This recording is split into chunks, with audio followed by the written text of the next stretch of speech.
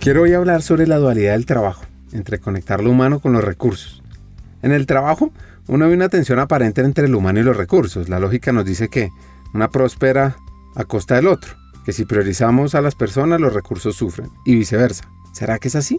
Que si en lugar de una tensión, podría ser posible que esta dualidad sea una conexión profunda que nos permite repensar cómo trabajamos y por qué. Pensemos un segundo sobre los recursos. Es que no son solo herramientas o capital, son tiempo, energía, habilidades. Y lo humano, en cambio, pues tiene que ver mucho con propósito, con creatividad, con empatía. Y en realidad el trabajo no se trata solo de maximizar recursos.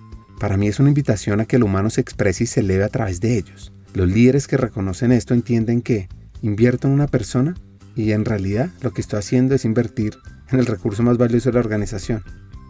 Esta sinergia no crea una cultura de resultados, ni una cultura humana. Crea una cultura de propósito y sostenibilidad. Entonces, esto me lleva a pensar que la productividad real surge cuando los recursos están al servicio de la visión humana, cuando las personas sienten que su trabajo importa y está alineado con sus valores. La dualidad se convierte en sinergia. En este cruce, el trabajo se transforma de una tarea en una experiencia significativa para todos. En el episodio de hoy vamos a hablar sobre cisnes negros, sobre el mundo financiero, sobre las startups, sobre conseguir la plata para que un proyecto ande, sobre estar en finanzas y pasar a recursos humanos, sobre liderar, mentores, la adaptabilidad, mejor dicho, tiene de todo. Arranquemos.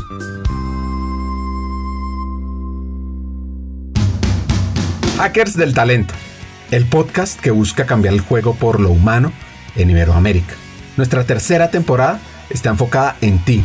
Luchar con determinación por lo que quieres en la vida, ¿no? Entender por qué te levantás todos los días y vas a determinado lugar o te conectás para desarrollar una tarea. Entender el por qué. Un equipo que sean coachables. Una persona que no es capaz de hablar de sus fracasos, o peor, que considera que nunca tuvo fracasos o nunca tuvo fracasos, es una persona en la cual definitivamente no quiero invertir. Pues yo quiero invertir en personas que hayan fracasado muchas veces, porque quiere decir que aprendieron un montón.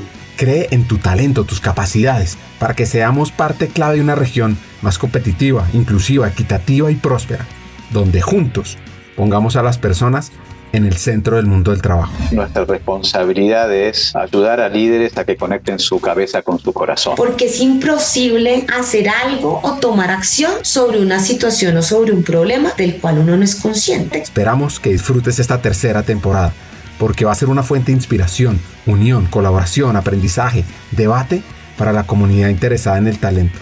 A través de historias, hacks, reflexiones. Yo me leo a mí mismo para que no se me olvide lo que yo que enseñaba. Sea fiel a eso que usted escribió y que reflexionó. Así. A mí me han dado un par de consejos muy buenos, prácticos. Uno tiene que leer lo que escribe. Y hay otro que también es práctico, que no es tan filosófico, pero que también me ayudó mucho. Y es que a la gente hay que recibirla. Y conversaciones con CEOs, líderes de talento humano, escritores, actores de cambio, vas a recibir múltiples ideas para evolucionar como persona, como líder y para que tu empresa sea mejor. Soñar y pensar en grande es exactamente igual que hacer soñar y pensar en pequeño. Te invitamos a regalarte este espacio para ti, con conversaciones profundas y significativas que te harán pensar y te inspirarán a tomar acción.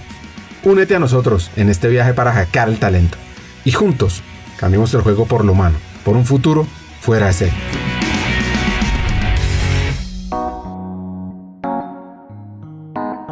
Nuestro invitado de hoy se llama Alejandro Piedrahita. Es el CFO de Grupo Arcos, menor de 4 hermanos, pero por mucho. Sus hermanos Lina y Gabriel mellizos le llevan 15 años. Y en los primos de esas familias numerosas paisas también es de los menores. Y esto después de llevar un análisis que lo ha llevado a estar rodeado de personas mayores y a tener una alta capacidad de adaptación.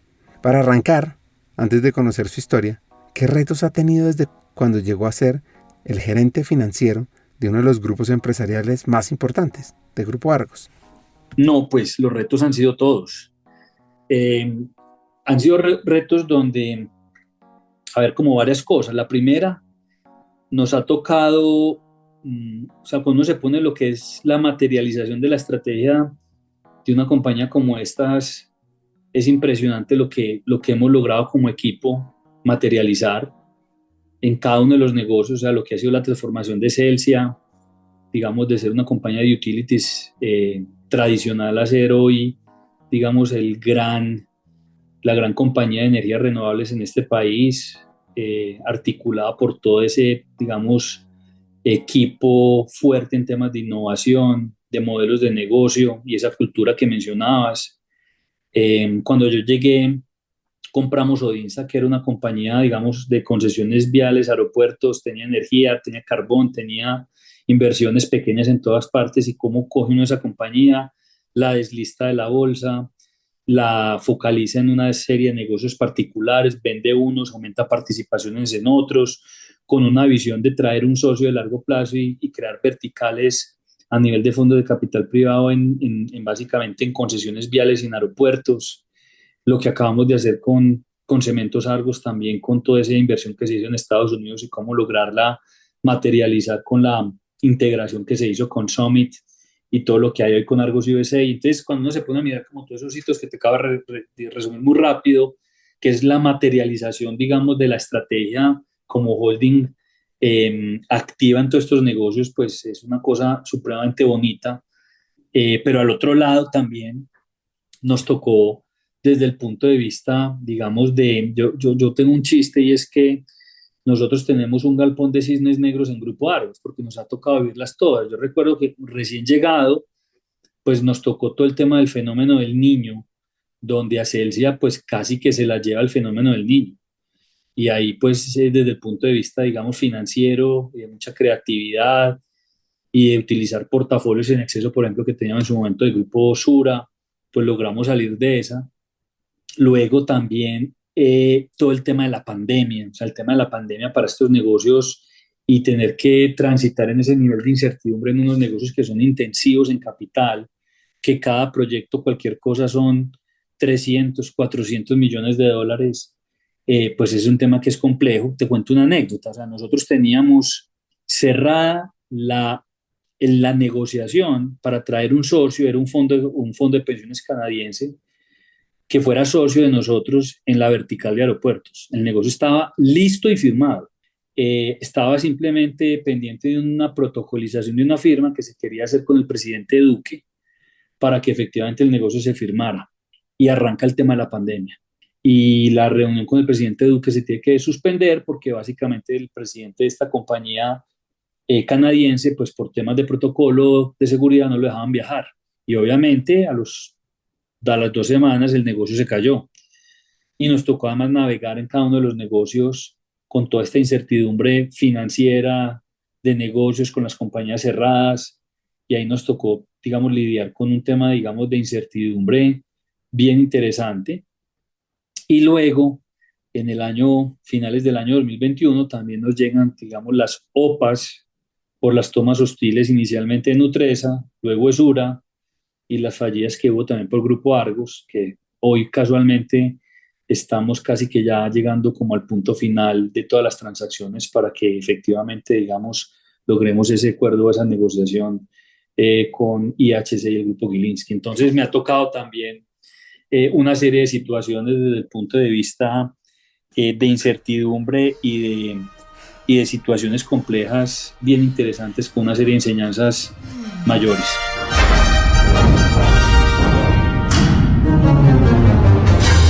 Piensa un segundo que hay un mundo en el que creemos que todo es predecible.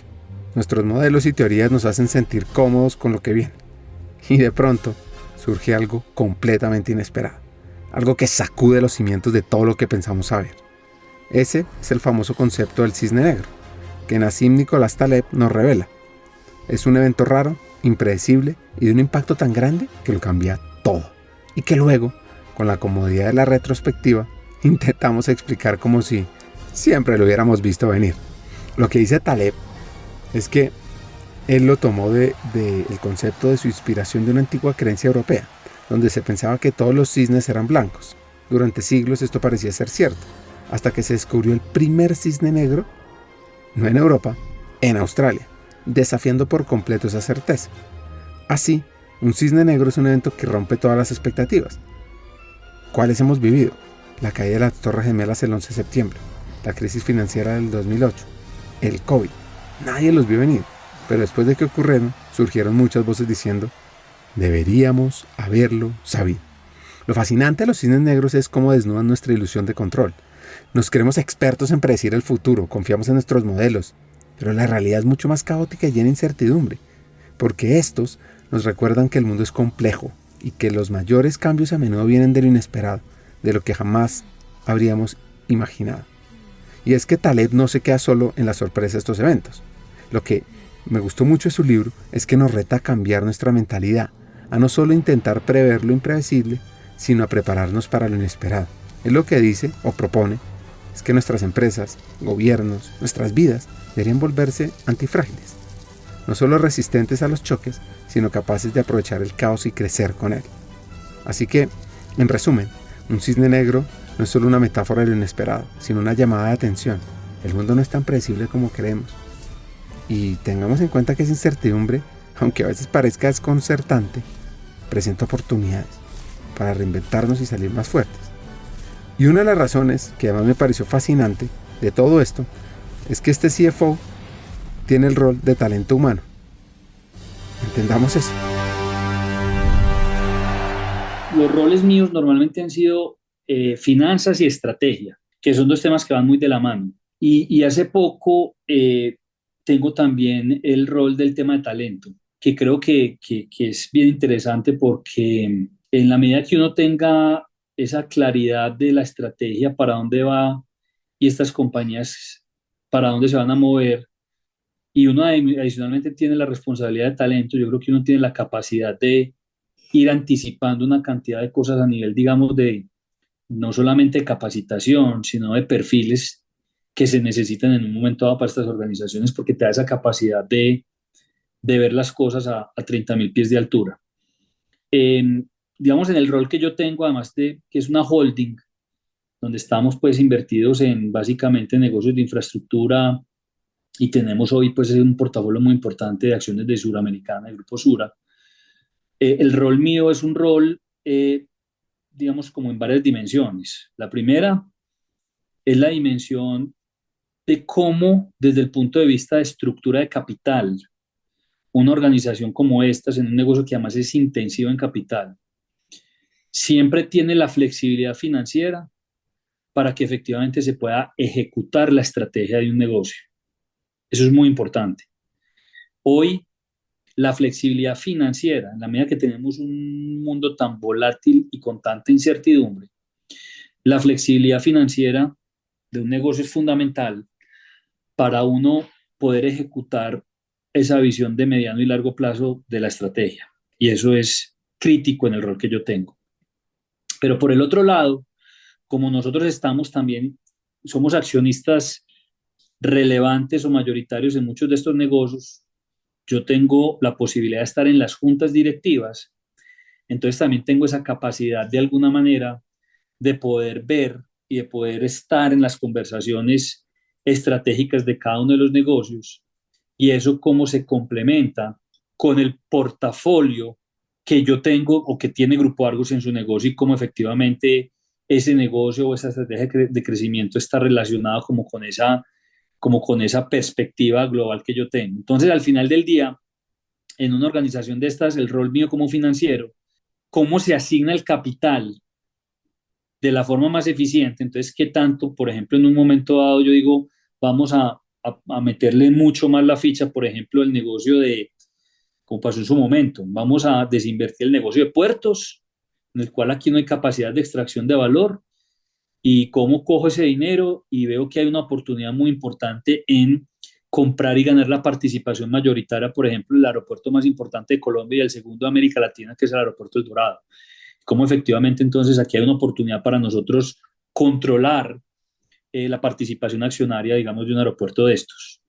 Lo otro es también un poco pensar siempre con el sombrero negro, ¿cierto? Y es a veces ser el malo de la película en decir, venga, así tengamos al frente una posibilidad de inversión supremamente atractiva, tenemos que ver desde el punto de vista, por ejemplo, de situación política, económica de país, cuál es el riesgo asociado que pueda tener esa inversión en un momento dado, y que efectivamente eso qué implicaciones puede tener para la compañía y para la holding, porque al final del día, cuando uno es una holding, y yo tengo participaciones mayoritarias en muchos negocios, al final del día yo digo que uno se vuelve como un prestamista de última instancia, porque también parte, digamos, de la tranquilidad, por ejemplo, de un banco de prestarle a una compañía, por ejemplo, como Odinsa.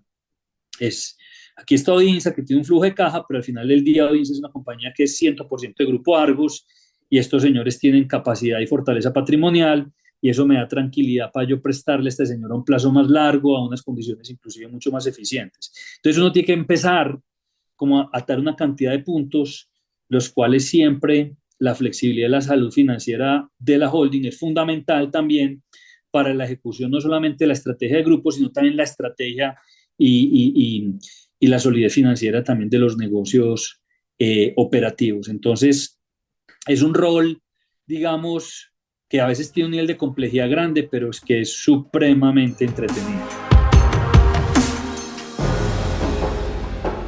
Más adelante les voy a contar sobre su visión en temas de talento, los 5 puntos en los que se enfoca en temas humanos, su conexión con finanzas, el mundo de la economía, el valor de la libertad, mejor dicho, además de la dualidad entre finanzas y talento versus presupuesto, inversión, eficiencia. Ahora sí, entendamos a este invitado desde los aprendizajes que recibe sus padres, que uno lo puede resumir en una palabra: disciplina. A ver, yo creo como que varias. La primera, digamos, desde el punto de vista, mi padre fue una persona muy trabajadora, muy constante, muy disciplinada, y eso yo lo veía en mi casa a pesar de la diferencia de edad. Siempre, de alguna forma, fuimos, a pesar que éramos una familia acomodada, nunca tuvimos en exceso nada. Todo había que lucharlo, todo había que ganárselo, nada era gratis. Había disciplina, o hubo disciplina, había unas reglas de juego muy claras. Por ejemplo, a mí el tema de la música me ha gustado desde muy pequeño. Entonces, frente, por ejemplo, al tema de la música, por ejemplo, me decían, usted puede tocar el instrumento. Yo he sido baterista toda mi vida, y pues imagínate, pues uno a los 13, 14 años tocando batería, eso pues en una familia no es como lo más chévere por toda la bulla que haga. Logré ingeniármelas también para poder tocar sin que les hiciera mucha bulla, pero me ponían reglas de juego muy claras y decían, o sea, aquí usted puede tener esto y puede tener este hobby, siempre y cuando usted sea responsable en el estudio, le vaya muy bien y tenga muy buena disciplina. El día que eso falte, olvídese. Entonces yo creo que como que esas reglas de juego claras me parece que son importantes. Lo otro es el tema ético y moral, como efectivamente eso es un tema que en mi casa ha sido, pues, mejor dicho, son cosas que ni se hablan porque hacen parte, digamos, de la esencia de la familia, hacer las cosas bien hechas, nunca de alguna manera buscarle la comba al palo, como dicen por ahí, ser muy transparentes, honestos. Creo que es un tema súper importante que lo he visto siempre en mi casa. Y mi madre también ha sido una persona que, como te decía al principio, pues ha influido mucho en mi vida, porque a pesar de ser, digamos, una ama de casa, es una mujer que a pesar de todo, inclusive para su generación, siempre fue muy, muy de avanzada. Pues estuvo estudiando por fuera desde muy joven. Ella es caleña, de familia caleña, pero rápidamente mi abuelo se mueve a Barranquilla porque trabajaba en el Banco de Bogotá en ese momento, y le ofrecen entonces manejar el Banco de Bogotá en esa plaza. Entonces ellos se mueven, digamos, de manera temprana a Barranquilla. Mi mamá vivió un tiempo en Barranquilla y rápidamente se vino a estudiar en Medellín en internado del Sagrado Corazón, y también muy joven se fue a estudiar afuera, a Estados Unidos, donde pues una mujer en esa época pues no era muy usual, y de alguna manera fue una persona de mente abierta, como con un nivel de inteligencia de entender las cosas y las situaciones extraordinario, en que, digamos, hacía lo que predicaba. Normalmente sus palabras son palabras concretas, cortas, pero con muchísima profundidad, y eso pues ha sido parte muy importante, digamos, de lo que yo he logrado, o he tenido la fortuna más bien de poderle aprender, de estar al lado de ella. Transforma tu futuro hoy. ¿Estás lista? ¿Estás listo para ser esa persona líder que refine talento humano en tu organización? Recuerda, Invertir en ti mismo, más que una decisión inteligente, es el acto más poderoso de liderazgo que puedes realizar. Y nuestra academia Hackers del Talento LATAM, más que un programa de formación, es una inversión en tu potencial ilimitado, una puerta a convertirte en visionaria, en estratega, capaz de impulsar el cambio, la innovación y adquirir las nuevas herramientas para transformarnos en este mundo tan tecnológico y tan humano. Te voy a dar 4 razones para que apliques cuanto antes a la Academia Hackers del Talento LATAM. 1. Formación de vanguardia. Aprende los mejores, porque es que nuestros profesores son vicepresidentes de talento, CEOs de renombre en América Latina, listos para compartir su experiencia y conocimiento y transformarse juntos contigo. 2. Conéctate con una comunidad de élite. Al unirte, te integrarás a una red de profesionales con ambición, con sueños, que enriquecen tu camino profesional y personal, con una gran experiencia laboral, que además probablemente se convertirán en buenos amigos tuyos. 3. Contenido revolucionario y actualizado. Nuestro currículo abarca temas clave para tu futuro, desde estrategia, antropotec, mindset para hackear el talento, liderazgo, impacto, influencia, conocimiento del negocio, analítica de personas, inteligencia artificial. Mejor dicho, te vamos a dar herramientas para que te posiciones y estés a la vanguardia en tu área, en people, en gestión de lo humano. Y por último, la experiencia educativa es de alto impacto. Nuestro enfoque innovador combina teoría y práctica, retos de transformación, coaching entre pares, acceso a cientos de contenidos asincrónicos y mucho más. Y al final, lo que estamos haciendo es garantizar un aprendizaje dinámico y profundo. Entonces, ahora es tu oportunidad para ser ese líder que guiará tu transformación en talento humano. Aplica a la corte número 5 de nuestra Academia Hackers del Talento LATAM. Es muy fácil. Ve a hackersdeltalento.com y ahí encontrarás toda la información para que te atrevas a hacer el cambio, a ser ese líder excepcional que el mundo necesita. El futuro del talento te espera. Y comienza con la decisión de ser más, de impactar más. Invierte en ti y sé el líder del mañana.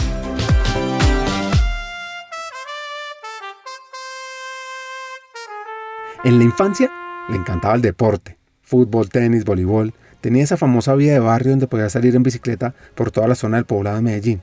Le encantaba tocar batería. Para él el rock fue clave. Y eso sí, le tocó una época dura en Medellín y un momento difícil cuando secuestran a su hermano. Yo estaba en ese momento todavía en el colegio, estaba por ahí como en 4º, 5º bachillerato. Y fue pues uno de esos momentos difíciles. Mi hermano tiene un chiste y es que él es el único pobre que han secuestrado 2 veces, porque después, inclusive por allá a finales del 99, inclusive hubo otro momento donde también lo volvieron a secuestrar, que es un poco la realidad de violencia de este país que a veces a la gente se le olvida, o que inclusive generaciones, digamos, mucho más jóvenes que de pronto no han vivido esa violencia tan de cerca, pues se da uno cuenta que efectivamente existe y que es muy fuerte. Y obviamente fueron momentos muy, muy complicados y muy difíciles. ¿Cómo se vive en la adversidad ante el riesgo de situaciones complejas? Yo lo que creo, Ricardo, digamos a mi generación, que somos los que nacimos más o menos entre el 70 y 75, yo soy nacido en el 73, que nos tocó ese momento de muchísima violencia y de narcotráfico en Medellín, de las bombas, etcétera. Yo creo que como todo en la vida uno se acostumbra a vivir en una situación de esas. Entonces, por ejemplo, yo recuerdo que había unos momentos que eran los famosos toques de queda en la ciudad, donde las personas, si mal no recuerdo, creo que a las 9 o las 10 de la noche todas las personas todos los jóvenes, porque en ese momento tendríamos 16, 17 años, que estuvieran por la calle, pues básicamente los cogían y se los llevaban para un CAI. O sea, la situación era de ese nivel. Y yo creo que uno lo que hace es que en medio, digamos, de todas esas dificultades o esas situaciones tan difíciles y tan adversas, el ser humano lo que hace es que se adapta, tiene esa capacidad de adaptación y de ajustarse a las situaciones. Yo ahorita te contaba que tú me mencionabas, bueno, ¿y cómo hiciste siendo el menor de los menores? Yo te decía que eso me generó capacidad de adaptación, y creo que un poco lo que sucedió en esa época en la ciudad, en términos generales, a mucha de nuestra generación también nos generó, o tuvimos que tener una capacidad de adaptación y de movernos frente a una situación de estas que era muy compleja. A esta generación le quedó marcado el valor de la libertad. Si uno busca la definición de libertad desde la perspectiva estoica, no es simplemente la capacidad de actuar sin restricciones externas, sino el dominio total de uno mismo. En la independencia interior, el poder que tenemos sobre nuestras propias reacciones, pensamientos y decisiones es crítico. Para los estoicos, la verdadera libertad radica en liberarnos de nuestras pasiones, de esos irracionales y temores, y aceptar con serenidad lo que no está bajo nuestro control. Recuerdo una frase de Epicteto que dice: no son las cosas las que nos perturban, sino la interpretación que hacemos de ellas. Si uno fuera a parafrasear esto, diría que la libertad se encuentra en nuestra capacidad de elegir cómo interpretamos y respondemos al mundo. Porque es que el entorno actual, donde hay ruido de redes sociales, expectativas externas, distracciones tecnológicas que invaden cada momento de nuestra vida, pues aquí la definición estoica de libertad se vuelve cada vez más importante.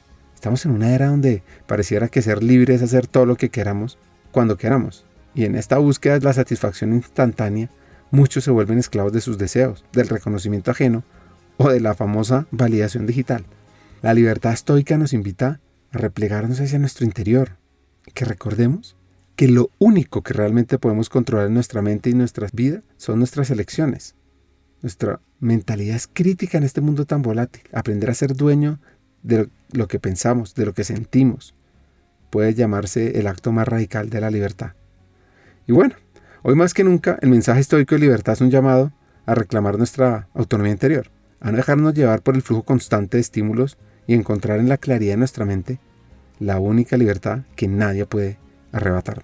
Por ejemplo, cuando teníamos 17, 18 años, que lo normal es ir a bares o ir a tomarse unas cervezas, pues en ese momento eso era peligroso, no se podía hacer. Entonces un poco lo que se hacía en su momento era juntarnos en las casas de amigos, era hacer cosas cerradas.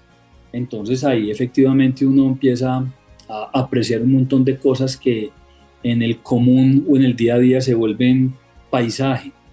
Y yo creo que a muchos de nuestra generación nos quedó eso marcado y yo creo que frente a muchos de los temas inclusive que vemos hoy de violencia, sabemos que la historia no se repite, pero puede rimar. Entonces también uno, cuando ve ciertas situaciones que pueden tener tintes de similares al pasado, pues para algunas personas eso puede generar alertas precisamente no por una situación simplemente de alzar la voz, sino porque a muchos nos tocó vivir situaciones efectivamente de violencia. Entonces cuando uno, para no meternos pues en temas aquí políticos, pero cuando uno sí ve que efectivamente el tema, por ejemplo, de inseguridad o de violencia se empieza otra vez a incrementar en el país, pues a personas que nos tocó vivir eso tan de frente sabemos que es un tema que es de muchísimo dolor, de muchísimo sufrimiento y que no quisiéramos que a estas generaciones les tocara pasarlo. Alejo decidió estudiar administración en EAFIT, dudando qué hacer con la música en algún momento. A él le gustaba salir, le iba muy bien en las clases y le gustaban tanto que sigue siendo aún profesor. Para él era lo normal salir a montar empresa o a vincularse a las compañías de forma más tradicional. Veamos el camino que cogió. No, mira Ricardo, a ver, como varias cosas. Yo creo que en el momento en que a nosotros nos tocó también ese paso por la universidad, creo que el mundo del emprendimiento no era un tema que era tan fuerte como lo es hoy. Sí lo había, claro, mucha gente, digamos, se iba por ese camino, pero posiblemente no era algo tan sexy, por decirlo de alguna manera, como era en ese momento. En ese momento, yo digo que la gran mayoría de nosotros terminamos trabajando para empresas, ya sea o empresas grandes o empresas familiares. Yo desde muy joven, pues siempre estuve como vinculado a empresas grandes. En ese momento en EAFIT las prácticas eran dos. La primera práctica, yo me acuerdo muy joven, la hice en la organización Corona, la hice en el área de mercadeo. Inclusive te cuento, mi arranque laboral empezó por el mundo de mercadeo y ventas y después se mueve al lado financiero también por gusto, y eso pues tiene toda su historia, pero yo realmente arranqué en el mundo de mercadeo. Yo arranqué, la primera práctica la hice en la organización Corona en Bogotá, que inclusive nos fuimos un grupo de amigos, y además pues yo he sido como un afortunado que siempre he tenido la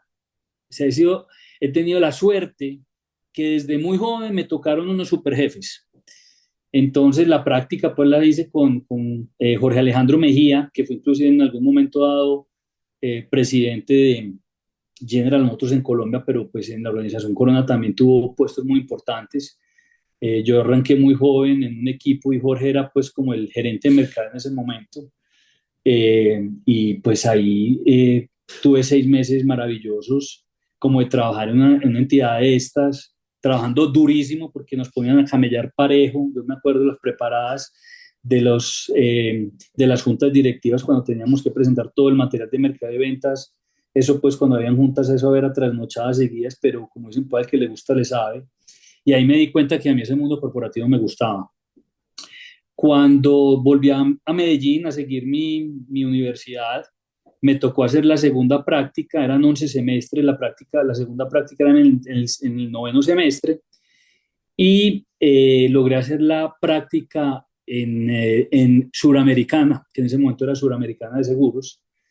Entré a trabajar un 1 de diciembre del año 94, lo digo porque pues ya este año cumplo 30 años trabajando, y arranqué como practicante en el área de mercado y ventas de Suramericana. Entonces, pues ahí básicamente me di cuenta que ese mundo como corporativo, de estar, digamos, en una gran empresa, poder estar metido en grandes proyectos transformadores, es algo que me gustaba, que de alguna manera lo viví desde el momento en que hice la primera práctica, que tenía que ver mucho con la organización que estaba y sobre todo con el jefe que me tocó.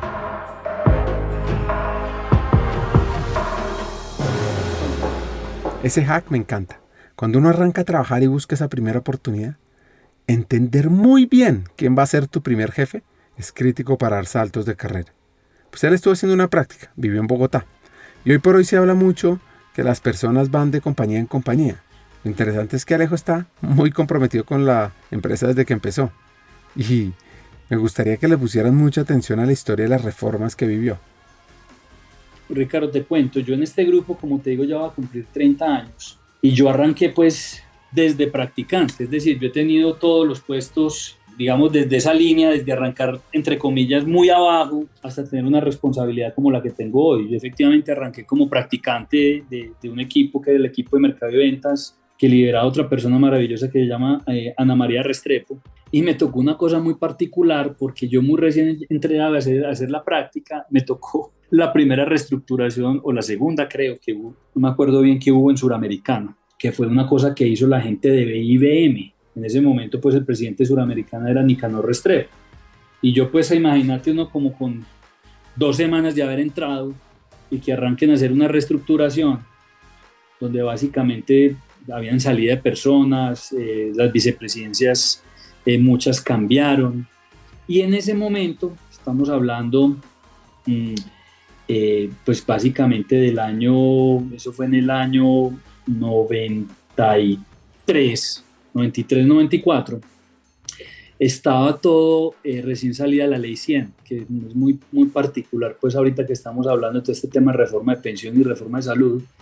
Pues a mí me tocó muy joven, como cuando se estaba conformando todo el tema de la ley 100, que era el tema de riesgos profesionales, salud y pensiones.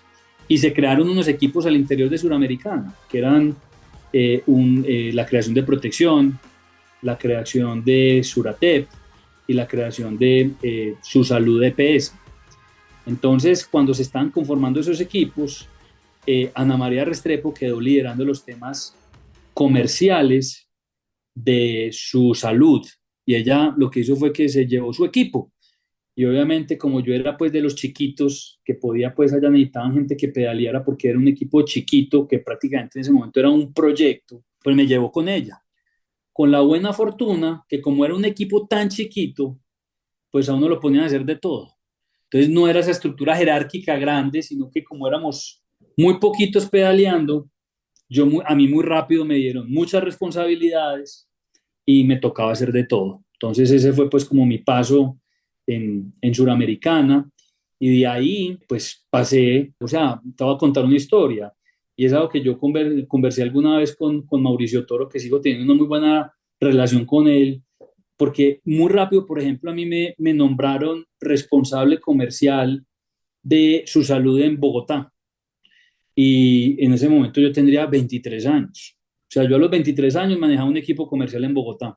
Yo toda la vida rodeado de gente mayor, pues finalmente hay algo, digamos, de toda esa historia de vida también tiene algo que ver, pues porque como yo siempre he estado con personas 15 o 16 años mayor que yo, pues también muy joven, pues rápidamente si me tocaba manejar personas mayores que yo, pues también era algo que no era diferente a la forma como yo había vivido durante todo, digamos, toda mi infancia. Entonces, cuando arman esos equipos de mercadeo, pues a mí me tocaba ir a vender la ley 100 porque la gente se tenía que pasar del seguro social a la EPS. Y éramos un equipo de gente que básicamente lo que nos tocaba literalmente era maletear en las empresas, vendiendo digamos, los beneficios de pasarse del seguro social al sistema de EPS privado. Y obviamente nos tocaba entender muy bien cómo funcionaba la ley 100 y tal, pero también involucraba entonces mover equipos comerciales. Mauricio Toro necesitaban gente en Bogotá, gente pero que además tuviera como ese ADN del grupo y tal, y rápidamente él identificó potencial en mí y me soltó esa responsabilidad, que inclusive es muy particular porque una vez lo hablaba con él y él me contaba que fue algo inclusive que a él también le pasó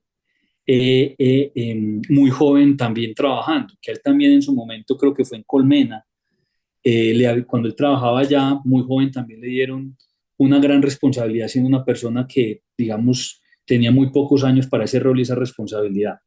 Pero además yo me fui con un plan muy claro y es que quería irme a estudiar rápido, afuera, porque si bien es cierto, estudié administración, el tema de la economía era un tema que a mí siempre me había resonado y me gustaba y tenía un plan para irme a estudiar afuera y me fui a estudiar a Inglaterra en el año 97 y 98. Solo para aclarar, la Ley 100 de 1993 en Colombia reformó el sistema de seguridad social del país. Lo que hizo es que creó el Sistema General de Seguridad Social Integral, que incluyó la salud, las pensiones y los riesgos laborales. Y esta ley estableció dos regímenes de salud, contributivo y subsidiado, y permitió la participación de entidades privadas en la administración de los fondos de salud y pensiones. Su objetivo principal era ampliar la cobertura y mejorar el acceso de los colombianos a servicios de salud y pensiones. Y aunque ha sido objeto de críticas por las inequidades que surgieron en su implementación, ha tenido un impacto importante. Ahora, mejor que Alejo nos lo cuente, ¿no? Como yo creo que son dos cosas. Lo primero, la gente tenía que entender su dinero, cómo se utilizaba. Porque acuérdate que eso pues, es un porcentaje de tu salario. Y realmente el tema que inclusive es uno de los problemas que hoy tiene estructurales, el sistema de salud tiene que ver con la unidad de pago por capitación, ¿cierto?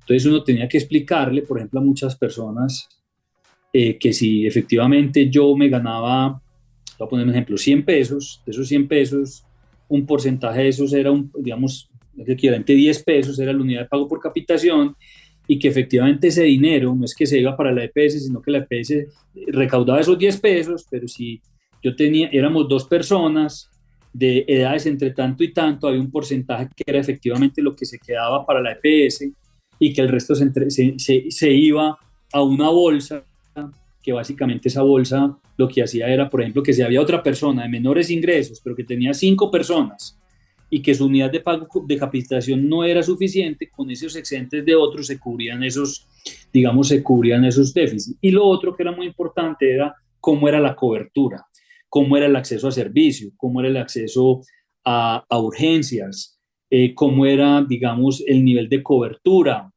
que eso al principio inclusive también fue un reto para las EPS porque era cambiarle un poco el chip, inclusive a los médicos, donde muchos de sus dinero venía de consultas particulares y ahora pues muchas de las negociaciones se tenían que hacer directamente con las EPS, donde se entraban a negociar inclusive ya tarifas, pero les garantizaban un volumen de pacientes mayores, que inclusive eso al principio no fue un tema menor.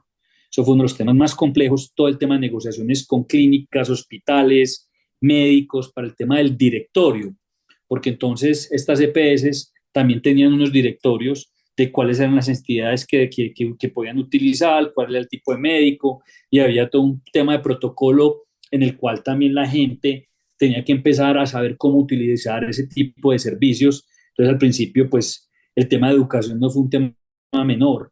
pero que lentamente se empezaron a ver las ventajas que tenían versus el sistema, digamos, estatal tradicional, donde antes las personas tenían que levantarse a las 3 de la mañana a conseguir un ficho. Aquí simplemente llamaban a un teléfono, a una línea de call center a pedir una cita médica. Entonces empezó a tener, sobre todo con las personas de menos ingresos, a ver claramente un cambio desde el punto de vista, digamos, de calidad de prestación de servicio. Entonces yo creo que fue un paso muy bonito también entender un poquito cómo funcionaba ese sistema y cómo efectivamente uno veía las bondades, digamos, de este tipo de reformas desde adentro. ¿Cómo era el mundo de la salud en esa época? Transportémonos a ese momento. Las personas de menos recursos, lo que era a finales de los 80, principios de los 90, conseguir una cita médica, conseguir un especialista era prácticamente imposible.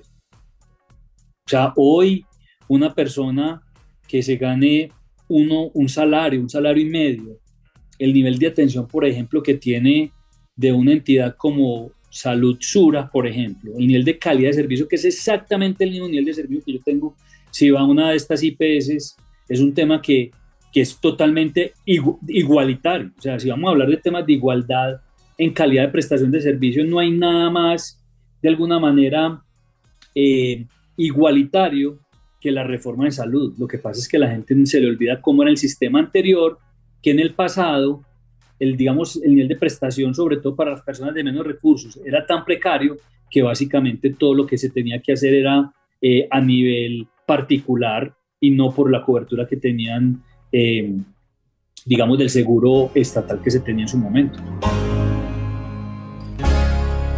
Le iba bien en el tema comercial, pero le gustaban más los números, tanto que escogió y aplicó a una de las universidades top en el mundo, con muchos temas matemáticos. Encontré pues como una universidad de esas, digamos, muy aspiracional, que es el London School of Economics, y yo dije, uy, y me puse a investigar y yo dije, me encantaría estudiar en una universidad de este nivel. Recuerdo que en su momento tuve una conversación, yo dije, bueno, ¿quién ha estudiado en esa universidad aquí cerquita en Colombia o en Medellín que yo conozca?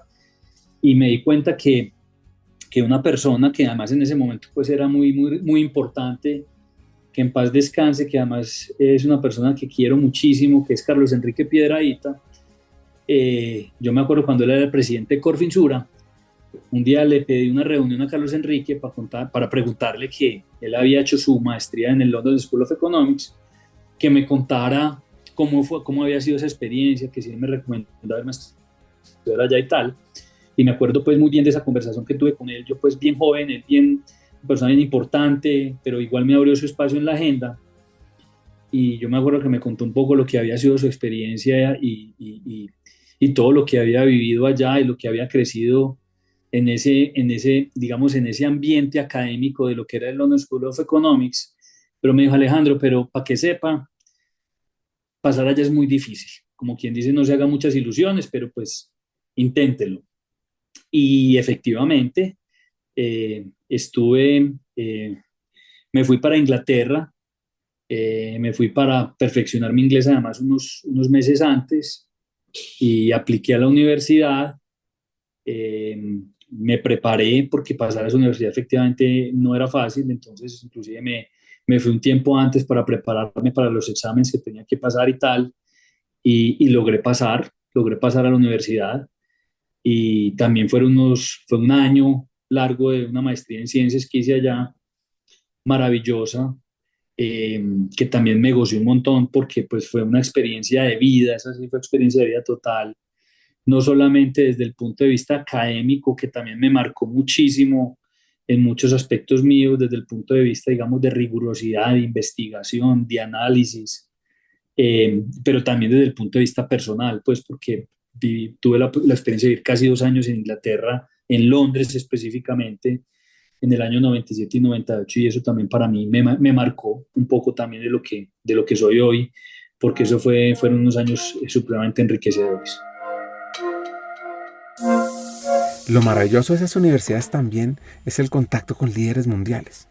No, a pesar que todo este tema porque inclusive mucho del énfasis también fue en temas de desarrollo económico. Entonces ese entendimiento macro creo que para mí ha sido fundamental también en toda mi carrera, pero el caso de negocio digamos, de empresa, porque en algún momento inclusive estuve a punto de quedarme a hacer mi doctorado.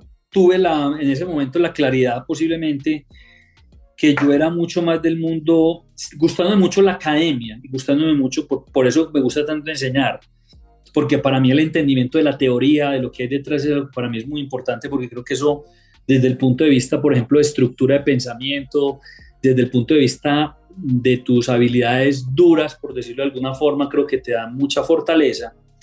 También me di cuenta muy rápido que también a mí en el mundo de poder hacer las cosas, de estar en el mundo, digamos, práctico, para mí era muy importante, y por eso, digamos, rápidamente decidí no incursionar en ese mundo público, sino seguir en el sector privado. Pero apenas llegué, por ejemplo, a Medellín de hacer la maestría, rápidamente me vinculé a la Facultad de Economía de AFIT, que inclusive en ese momento la carrera de Economía era muy joven, y rápidamente monté un programa que fue Economía Latinoamericana, que era para digamos, era el último año, el último semestre de la gente que estaba estudiando Economía, y fue un curso que dicté durante varios años y que disfruté un montón. Entonces ahí como que logré balancear un poquito como lo mejor de los dos mundos, gustándome mucho todo el tema de estudiar, de mantenerme actualizado, de entender todo el concepto teórico bien, pero por el otro lado estar en el mundo práctico, estar con digamos, con el mundo del día a día, del problema puntual, del proyecto que nos sale, de la situación del país económica y cómo afecta a los negocios. Eso también lo cogí yo rápidamente y por eso seguí, digamos, en ese mundo, digamos, de empresa. Regresa a Colombia a la empresa donde estaba. Se enfocó en ser docente, en impulsar una materia llamada Economía Latinoamericana. Cuando regresó, llegó en plena crisis. Él tenía una parte de beca y otra de préstamo atado a la inflación. Y pues bueno, inflación se disparó, lo que hizo que se aumentara el crédito bastante y le tocó vender un carro que acaba de comprar, un Clio, para seguir pagando la deuda. Y en todo esto regresa al mismo puesto. Pero. Cuando llegó a Su Salud, inmediatamente yo les dije, venga, yo ya acabo de hacer pues una maestría, yo sé que el tema de mercado de ventas es un tema chévere, pero yo quiero enfocarme más como por los lados más financieros. Entonces en ese momento se crea como un grupo para todo el tema de proyectos especiales. Entonces arranqué en Su Salud con otro buen jefe que tuve, Jaime Posada. Empezamos a trabajar en el tema de proyectos especiales. Y recuerdo que uno de los proyectos que estábamos haciendo era mirar si para Su Salud era negocio o no era negocio, montar el negocio, digamos, de ambulancias, como un negocio de EMI en su momento. Entonces hicimos todo el análisis financiero, matemático, pues todo el tema de modelación financiera y de viabilidad económica del proyecto, que eso para mí pues fue una escuela muy chévere. Y en su momento nos tocó trabajar, lo recuerdo, con una banca de inversión. En ese momento era Corfinsura, y yo recuerdo que Corfinsura en ese momento era como un imán de talento. Las mejores personas o los cracks en temas financieros estaban en Corfinsura, y cuando yo empiezo a trabajar como cliente con mucho del equipo de banca de inversión en esa época, pues yo descubro ahí otro mundo, y es todo el mundo, digamos, de la banca de inversión, y efectivamente quedo completamente pues maravillado y fascinado como con ese mundo, pero pues yo seguía en Su Salud en mi proyecto, y un día, lo recuerdo, recibo una llamada, que es el que es hoy presidente de Celsia, de Ricardo Sierra, a decirme que sí, que había una vacante en banca de inversión en Corfinsura, que si yo me quería ir a trabajar con él, que inclusive desde el punto de vista salarial lo recuerdo perfectamente, porque como estábamos en una situación tan difícil, inclusive salarialmente era menos dinero, pero pues básicamente lo que yo estaba haciendo era una apuesta por un tema que me apasionaba y que me gustaba un montón.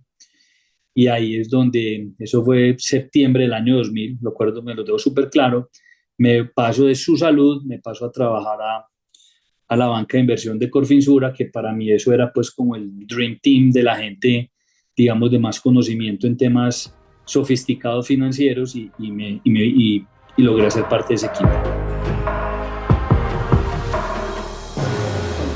Es decir, Escogió impulsar su carrera, su conocimiento, rodearse de un talento top, lo cual pensaría uno le daría un salto de carrera. Arrancó como analista, y esa pasión por la economía lo llevó a un nuevo reto: analista de coyuntura económica, para explicarle a clientes cómo estaba el país, qué proyecciones había. Lo que pasa es que él da luego un paso y se mete en temas de derivados y coberturas, diseñarle las estrategias a las empresas para financiarse a corto y largo plazo. Y bueno, voy a hacer una aclaración si tú no eres financiero. Un derivado es como una apuesta sofisticada que depende del valor de otra cosa. Imagina que dos personas hacen una apuesta sobre el precio futuro de una manzana, si va a subir o va a bajar. No están intercambiando la manzana en sí, pero el valor de su apuesta cambia según cuánto suba o baje el precio de esa fruta. En términos más financieros, un derivado es un contrato cuyo valor depende de un activo subyacente, como una acción, una moneda o incluso el petróleo. Los derivados se usan para protegerse de riesgos, como asegurarte contra una caída de precios o para apostar sobre cómo se moverán los mercados. Podría uno decir, y de pronto Alejo me va a regañar, es como jugar con el futuro de los precios sin tener que comprar el activo real. Y bueno, en toda esta historia, ¿por qué llega Bancolombia? Estuve en Corfinsura, luego se fusiona con Bancolombia, luego, digamos, de ese proceso en el mundo de derivados, me vuelven a llamar otra vez a banca de inversión, en ese momento ya Bancolombia. En su momento también fue otro gran jefe que con ese sí que aprendí, Rodrigo Velázquez, una persona absolutamente extraordinaria e inteligente que manejaba riesgos en Corfinsura y después se fue a manejar banca de inversión en Bancolombia, y con él estuve mucho tiempo como vicepresidente de mercado de capitales, que además tuve mucha suerte porque me tocó como toda esa época dorada de las emisiones de acciones y de bonos en Colombia, que desafortunadamente no se han vuelto a ver, pero pues me tocaron todas las emisiones de Ecopetrol, de ISA, de Isagen, de Bancolombia, de Cementos Argos en su momento, de Construcciones El Cóndor, con Concreto. Estuve en muchas de esas emisiones, y en bonos también me tocaron casi todas. Entonces ahí estuve del año 2007 al año 2015. Y ya a partir del 2015 sí me llamaron también en un momento dado, José Alberto Vélez en ese momento, para ver si hacía parte digamos, de acompañarlo como vicepresidente financiero y de estrategia de Grupo Argos. Antes de conocer los 5 puntos en su agenda en temas de talento y cómo llega a ser el responsable del tema, pues es clave saber cómo se vive ese paso a ser CFO. Fue pues fue un momento de esos también que uno recuerda con muchísima felicidad, porque yo tenía un rol en Bancolombia muy importante, y ese rol era básicamente un trabajo de acompañamiento y de asesoría a clientes. Entonces, yo creo que también mucho, digamos, del ofrecimiento se dio producto, digamos, de todo ese acompañamiento y toda esa asesoría que le di en su momento a Grupo Argos, a Cementos Argos, a Celsia, que fueron, pues, entre comillas, mis clientes, con los cuales trabajé desde el lado de asesoramiento. Entonces tenía un conocimiento de la estrategia y de lo que venían haciendo estas compañías. Entonces cuando llego a ese nuevo rol, que obviamente es un rol, digamos, de marcas mayores y con un nivel de responsabilidad, digamos, muy diferente y grande versus el que yo tenía, porque una cosa que también es muy importante es ser asesor y apoyar en las decisiones, y otra cosa es ya ser tomador y responsable de las decisiones. Pues obviamente para mí fue un momento pues de mucha responsabilidad, un momento muy donde uno pues ahí como que ve una cantidad de materialización de una serie, digamos, de esfuerzos, de disciplina, de estudio, de trabajo, de dedicación, de sacrificios, tanto en lo personal como en lo profesional posiblemente, y bueno, y fue un momento de esos pues de mucha responsabilidad, y que efectivamente para mí fueron muy, muy importantes y que me marcaron, y que efectivamente además en un tema que siempre me ha gustado hacer, porque yo creo que otra de las grandes, digamos, ventajas que yo tengo en mi vida es que he tenido el privilegio de siempre trabajar en las cosas que me gustan hacer. Yo creo que eso también eso marca una diferencia importante también desde el punto de vista de desempeño, y es que he podido hacer lo que me gusta, que me lo disfruto, que he tenido la fortuna de rodearme de gente maravillosa en lo profesional y en lo personal, que he tenido magníficos jefes, por ejemplo, como el que tengo hoy. Hoy Jorge Mario Velázquez es el presidente de Grupo Argos y también tuve la fortuna de que José Alberto le entrega pues de alguna manera responsabilidad a Jorge y también con Jorge desde el momento uno en que empezamos a trabajar, pues eso fue conexión total. Inclusive yo con Jorge había trabajado antes en la emisión de las acciones de Cementos Argos, lo acompañé como su, digamos, su asesor financiero en su momento. Entonces también ya había como un nivel de conocimiento ahí de confianza importante. ¿Y tú qué tanto trabajas en las cosas que realmente te gusta hacer? ¿Se acuerdan cómo arrancamos el episodio? Hablando de vivir los cisnes negros, de tener ese sombrero negro. Pues cómo él vive el día a día ahora. No, la verdad es que nos mantenemos bien entretenidos, Ricardo. Sí, siempre hay problemas, siempre hay oportunidades, siempre hay conversaciones, hay temas regulatorios, hay momentos económicos en todos los negocios que nos mantienen bien ocupados, la verdad. Con una cosa que es importante también que uno tiene que tener como CFO, es que también momentos complejos también son momentos de grandes oportunidades. Entonces también tiene que tener uno como esa capacidad y esa visión, no solamente de ponerse el sombrero negro, como mencionaba ahorita, sino también de tener la capacidad y la visión de ver oportunidades. Porque también en muchos momentos difíciles es también donde se abren las grandes oportunidades. Entonces también es uno tener esa capacidad de asumir riesgos bien medidos, y porque efectivamente ahí es donde uno también puede hacer dinero y donde puede generar valor de forma importante. Incluso me atrevo a decir que en los momentos donde la gente hace más plata es en los momentos de crisis. O sea, porque compra barato y después saca todo, mejor dicho, a ganga. Ayer, antier, me estaba viendo un programa en History Channel de la historia de los empresarios mexicanos. Cuenta la historia de Carlos Slim, que yo no sé su ética, no sé qué, o sea, ahí no me voy a meter, pero como él en la crisis del tequila tenía liquidez y pum, pum, pues una capacidad y todo, y ahí es donde de verdad es que Claro, uno dice, ok, aquí estoy, si tengo caja, mejor dicho, es el claro, momento de dar un 3X, pues. claro. Por eso yo te mencionaba, cuando yo te decía que la flexibilidad financiera en momentos de alta incertidumbre y volatilidad es fundamental, es precisamente por eso, porque las compañías que tengan esa capacidad, esa flexibilidad financiera, por ejemplo, de momentos difíciles poder ejecutar la estrategia inclusive más rápido, que a veces la forma de uno acelerar la estrategia no es solamente con crecimiento orgánico, sino, por ejemplo, con crecimiento no orgánico, que es básicamente fusiones y adquisiciones. Son momentos en los cuales efectivamente uno ahí también saca kilometraje. Pero para eso se necesita flexibilidad financiera, porque si la compañía no tiene la flexibilidad financiera y entonces hacen esas apuestas también grandes, también es donde muchas veces las compañías se totean, porque también hay upside, pero también puede haber downside. Entonces ahí es donde está ese punto que no es tan de ciencia, sino que tiene un componente de arte muy importante. A Alejo le encanta aprender. Ha habido las burbujas de inversión en startups, el desplome de las acciones de la bolsa, estar enlistado en la bolsa y tener retos bastante grandes. Y bueno, mucho más. Con un tema de ciclos, además, con dos cosas que, por ejemplo, veíamos en Silicon Valley. El tema de la innovación del incumbente versus el no incumbente. Cuando yo soy incumbente, el tema de innovación para mí es mucho más complejo. No solamente por el tema cultural, que es un tema que yo creo que está muy estudiado, sino que como yo estoy en un negocio incumbente, y por ejemplo, si yo soy una compañía listada en la bolsa, a mí el tema de los reportes trimestrales, el analista me está haciendo seguimiento y, como dicen, me está respirando en la nuca, básicamente por ese nivel, digamos, de desempeño que yo tengo que dar todo el tiempo, de estar con un desempeño igual o por encima de las expectativas de los analistas.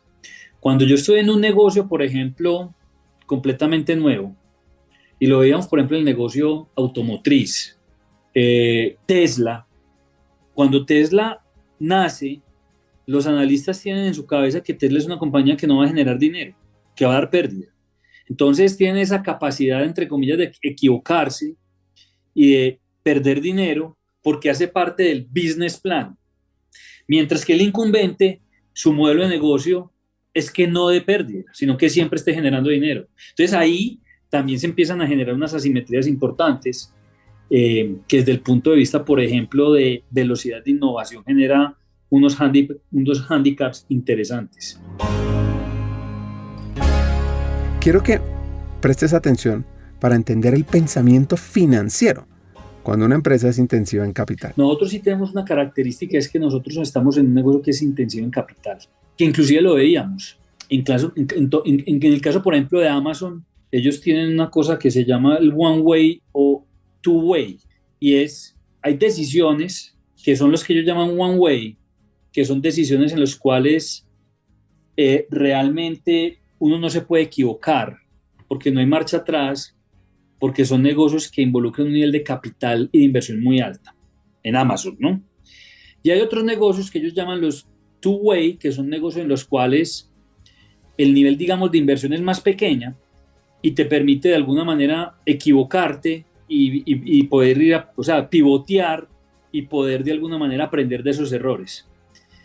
Nosotros aquí en este grupo también tenemos, de una manera pues no tan clara, hay negocios one way y two way. O sea, nosotros tenemos ciertas cosas de cierto tipo de emprendimientos y ideas que se vienen desarrollando. Celsia tiene varios de esos, por ejemplo. Pero, por ejemplo, cuando uno va a crear va a desarrollar una nueva planta de cemento, que es una inversión de $400 millones. O sea, el proyecto es un proyecto en el cual uno no se puede equivocar por el tipo de inversión que es. Entonces, yo creo que es muy importante que uno desde el rol de CFO tenga como claridad cuáles son los proyectos en los cuales precisamente uno tiene que de pronto demorarse un poco más, que haya más planeación, porque son negocios one way. Cuando yo estoy planteando la expansión del aeropuerto El Dorado de 40 a 65 millones de pasajeros, que es una inversión que puede ser una inversión cerca de los $3 billones, es un proyecto en el cual uno no se puede equivocar en la mitad del camino, porque involucra personas, gente, seguridad, o sea, una cantidad de cosas. Pero hay otros proyectos más pequeños, por ejemplo, que uno puede mirar y desarrollar modelos de negocio pequeños para después poderlos escalar por el tipo de negocio que hay. Y Celsia, por ejemplo, lo ha venido haciendo de manera exitosa. Entonces yo creo que es un poquito tener como esa claridad en tu modelo de negocio frente al tema de las inversiones, en qué cosas uno efectivamente puede hacer apuestas y tener esa flexibilidad de equivocarse y devolverse y ajustar en el camino, y otras en las cuales posiblemente uno no tiene tanta flexibilidad.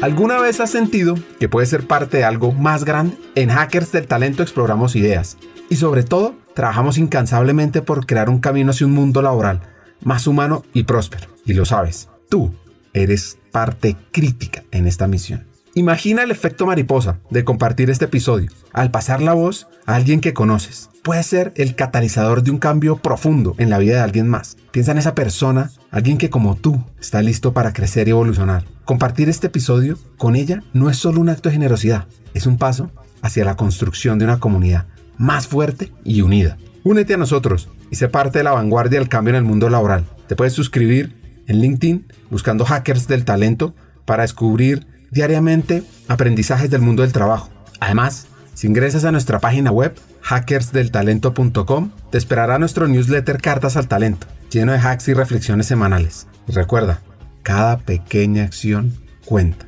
Al unirte a nosotros, más que escuchar un podcast, estás activando un movimiento. Estás formando parte de una transformación global. Estamos aquí, listos para avanzar. Te quiero hacer una pregunta. ¿Te sumas a nuestra misión de transformar el mundo laboral en un lugar donde todos podemos prosperar? Pues bueno, continuemos juntos en este emocionante viaje y sigamos escuchando el episodio. Recuerda, tu presencia es el cambio. Llega a los temas de talento, donde él siempre estuvo en los temas de liderazgo, pero no de talento, aprendiendo sobre desarrollo de personas y potenciar a otros de alto desempeño. Hace un programa en Harvard sobre ser gerente, y en el año 2023 en Grupo Argos hicieron unos cambios, y el rol quedó vacante. Y este hacker colombiano se acerca con valentía, toc, toc, toc, a la puerta del CEO y le dice lo siguiente. Yo le dije un día a Jorge Mario Velázquez, Jorge, yo sé que este tema de talento hoy están mirando un poco dónde reorganizarlo, yo sé que esto no es lo típico, posiblemente en una holding financiera, pero pues tú sabes que a mí el tema de talento me gusta, es un tema que a mí me gustaría de pronto liderar. Y él pues con muchísima generosidad me confió como ese rol, esa labor que llevo, yo creo que se empacó un poco más de un año, y donde pues vengo aquí liderando este tema al interior de Grupo Argos. Y a nivel de la organización de grupo, yo lo que siento es que más que cualquier cosa, lo que soy es como un facilitador de conversaciones relacionadas a temas estratégicos de talento. Y frente a eso, lo que hice fue como tratar de enfocarme como en no hablar de todo, de temas de talento, sino decir, venga, yo desde el punto de vista rol mío, que manejo el tema de estrategia de este grupo, cuáles son como los 4 o 5 temas que son importantes a nivel de talento en el cual yo puedo apoyar a la organización. Y básicamente lo que hice fue que me enfoqué en muy pocos, que básicamente son 4 o 5, y te los voy a enumerar rápidamente. El primero tiene que ver con todo el tema de sucesión. Es decir, me he metido muy fuerte a todo el diseño o todo el mapeo de los planes de sucesión al interior de la organización. Y si quieres, ahorita hablamos un poco de eso. Lo segundo, enfocarme a temas relacionados con el plan de carrera. Entonces también un poco a raíz como de ese trabajo que hice en su momento en Bancolombia, es darle una revisada a los temas de plan de carrera. Y ahorita te explico un poquito eso qué quiere decir. Lo tercero tiene que ver realmente con desarrollo de políticas relacionadas con temas de diversidad al interior del grupo, pero un enfoque de diversidad que además tiene que estar relacionado con generación de valor. Entonces, de alguna manera, esa doble camiseta mía, también como financiero, también me permite tener la capacidad, la palanca de coger muchas de estas cosas de diversidad que de pronto a veces son un poquito etéreas, y poderlas bajar a números y volver las cosas inclusive un poquito más prácticas y más aterrizadas, inclusive a generación de valor para el accionista. El cuarto tiene que ver con las evaluaciones de desempeño. Siempre he sido un crítico de muchas de las evaluaciones de desempeño, cómo funcionan, qué objetivos se logran.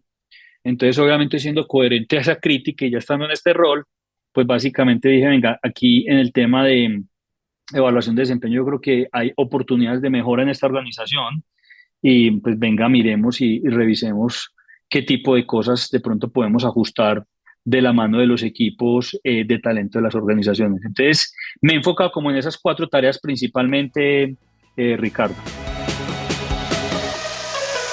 Uno de los temas que más atención y esfuerzo le está dedicando es hacia dónde pueden ir las personas. En estos momentos creo que es el tema de plan de carrera. Esto es el tema de definición de planes de carrera.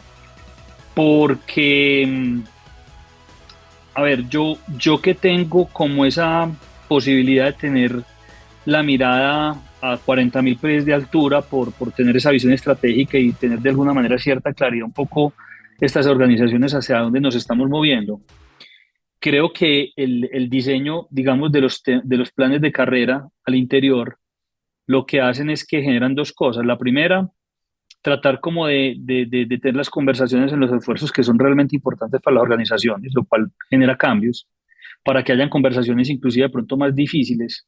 Yo creo que a nosotros en estas organizaciones nos cuesta dar feedback, sobre todo feedback de oportunidades de mejora, no feedback positivo, sino oportunidades de mejora. Entonces a veces nos cuesta mucho. Y en ese costarnos mucho, entonces muchas de los mecanismos de evaluación de desempeño, digamos, a veces las herramientas permiten poner una cosa cuando se piensa otra realmente de lo que se está pasando con una persona frente al tema de desempeño. Entonces ahí es como cómo poder sincerar eso, y yo creo que eso no es fácil porque eso hace que se generen conversaciones diferentes y difíciles en la organización, es decir, es generar momentos de verdad diferentes. Y lo segundo, que posiblemente en algunas áreas, y no va a generalizar, pues el tema de plan de carrera, pues el statu quo a veces funciona y funciona bien, y pues eso finalmente tener un ajuste de esta materia involucra, digamos, trabajo diferente, hacer las cosas distintas, replantearse una cantidad de cosas que en un momento dado eso no es tan chévere. Entonces ahí cambiar un poquito esa cultura, digamos, de ese statu quo no es tan fácil. Yo diría que es donde más he tenido, digamos, el reto en estos momentos, y todavía lo estoy pues trabajando porque todavía estamos acabando de diseñar de alguna manera ese tema de evaluación de desempeño. ¿Cuántos sombreros tiene? ¿Cómo maneja tanta responsabilidad? Yo, por ejemplo, o sea, yo tengo hoy a mi cargo, como te mencionaba, estrategia, todo el tema financiero, el tema administrativo también lo tomé y todo el tema de talento, pero vuelvo y repito, el tema de talento estoy enfocado en, digamos, en muchos temas más relacionados como con estos 4 puntos estratégicos que te mencioné y ahí es donde me enfoco. Lo otro, pues, o sea, a mí no me interesa y no es mi rol de involucrarme en el día a día de temas de talento de las organizaciones, sino más bien es estar enfocado en los temas, digamos, de mayor impacto. Por ejemplo, lo otro que es muy importante es todo el tema de todo lo que tiene que ver con sucesión. Entonces, el tema de sucesión también era coger las matrices de evaluación de desempeño que se tenían de los cargos críticos de esta organización y actualizarlos. Nosotros tenemos una cosa que son talentos de alto potencial, entonces, ¿quiénes eran los talentos de alto potencial de cada uno de esos cargos claves, pero que efectivamente no fueran un show? Por ejemplo, a veces teníamos 6 o 7 personas en muchos de esos supuestamente como personas que posiblemente podían suceder a alguien y cuando esa persona se retiraba ni siquiera esas 6 o 8 personas eran llamadas a un proceso de selección, entonces realmente no funcionaban. Entonces dijimos, nada, vamos a coger eso y lo vamos a acotar, solamente pueden ser 4 personas, de esas 4 personas necesariamente tiene que haber una mujer por una decisión, digamos, establecida a nivel de una estrategia también que se tiene diversidad del grupo. Esas 4 personas además deben saber que hacen parte del proceso. Esas 4 personas normalmente en el proceso de selección, dependiendo del, digamos, del nivel del cargo, normalmente el jefe está involucrado también en la selección, porque muchas veces uno se enteraba que tenía 6 o 7 personas, pero ni siquiera uno sabía quiénes eran. Entonces también uno veía a veces una lista de personas con unos nombres y uno decía, pero esta persona, ¿quién puso ese nombre? Entonces lo que tratamos también ahí, por ejemplo, en todo el tema de sucesión fue acotar eso, solamente a 4 que estuvieran preparados ya entre 1 y 3 años y que efectivamente fuera una mujer. Entonces también como para cerrar un poquito más la brecha. Entonces es el tipo de cosas que, digamos, desde mi rol he tratado de ir como ajustando. Para nadie es un secreto que en las conversaciones entre las áreas de talento y las áreas financieras, el tema del presupuesto, inversión en desarrollo, más recursos versus optimización, crecimiento, eficiencia, son dilemas y dolores de cabeza del día a día. Lo que pasa es que en este caso tenemos un invitado que los vive los dos en su cabeza. ¿Cómo hace? Pues mira, Ricardo, para mí, yo creo que por mi background es un tema que para mí no es, digamos, no es raro. Cuando uno viene del negocio, digamos, de servicios profesionales, que es el negocio, por ejemplo, de banca de inversión, pues básicamente tu CAPEX, por decirlo de alguna manera, se va todos los días en un ascensor. Es digamos, un CAPEX que va y vuelve, donde básicamente lo que, digamos, tu inversión es en el talento. Y yo claramente, pues desde muy temprano me di cuenta cómo una persona realmente buena o una buena selección hace la diferencia desde el punto de vista, digamos, de desempeño, de calidad de toma de decisiones. Entonces, para mí ese tema, pues no ha sido, digamos, no ha sido difícil entenderlo, precisamente de pronto por donde vengo. Entonces, yo sí soy un convencido de la importancia de la calidad del talento, de darle las herramientas de capacitación, porque además yo he sido un afortunado que también lo he tenido en mi vida y es tener esas oportunidades de educación constante para ir puliendo herramientas, para ir mejorando otras. Entonces yo creo que es algo que para mí realmente no es una dualidad, sino que es como dicen los gringos, un no-brainer desde el punto de vista, digamos, de inversión. Y además, yo te contaba también en el otro, digamos, en la primera parte, donde realmente inclusive una organización como estas, cada vez nos volvemos, que son intensivas en capital, nos volvemos cada vez unas compañías menos intensivas en capital y más intensivas en conocimiento. Es decir, cuando uno se pone a mirar los grandes hitos que nosotros hemos hecho en los últimos 8 años, por poner un número, pues básicamente son hitos que están relacionados con gestión de talento. O sea, todo lo que ha sido la transformación de muchos de estos negocios, la transformación de Odinsa, la transformación de Cementos y, por ejemplo, ahorita la transacción que hicimos de venta más que la venta, la integración de los activos de Argos USA con los activos de Summit de Estados Unidos y quedar con una participación accionaria del 31% de una compañía listada en la Bolsa de Nueva York, es básicamente un tema de gestión de talento. Cuando uno se pone a mirar, digamos, toda la transformación de Grupo Argos a cada vez ser un asset manager, a enfocarnos en temas de private equity. Realmente es un negocio que es más intensivo, es en conocimiento y menos el capital te lo entrega un tercero, pero básicamente te entrega ese capital porque hay una confianza frente al talento que hay detrás manejando esos recursos. Entonces, para mí no es nada nuevo y soy un convencido, entonces no ha sido ninguna dualidad realmente. Alejo se denomina un outsider en el tema del talento. Busca ser un facilitador de conversaciones, conectar la mirada de lo humano con la estrategia.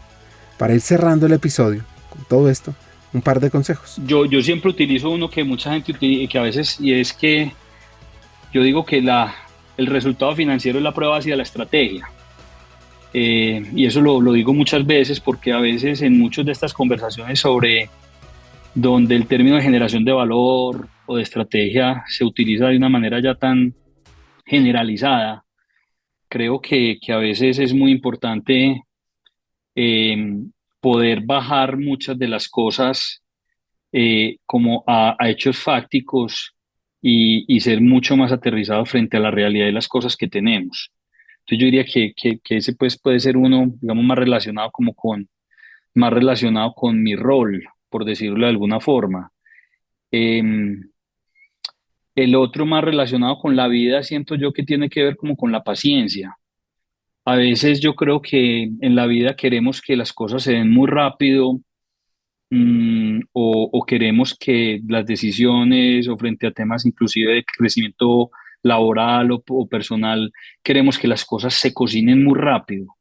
Y yo creo que una vez en la vida tiene que tener un poco de paciencia y esperar que las cosas se den de una manera, digamos,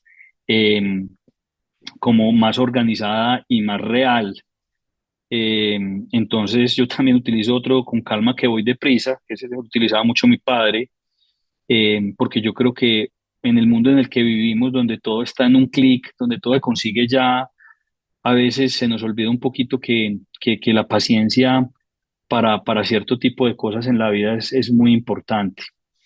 Hay un consejo que tuve también de un jefe, y lo voy a llevar hacia lo laboral, que he recibido, que me acuerdo que decía mucho, que las malas noticias las tiene que dar uno. Cuando hay alguna mala noticia, él me decía, Rodrigo Velázquez, salga usted corriendo a contar la mala noticia y cuéntela rápido para que quede su versión de los hechos. Y creo que ese es importante. Yo creo que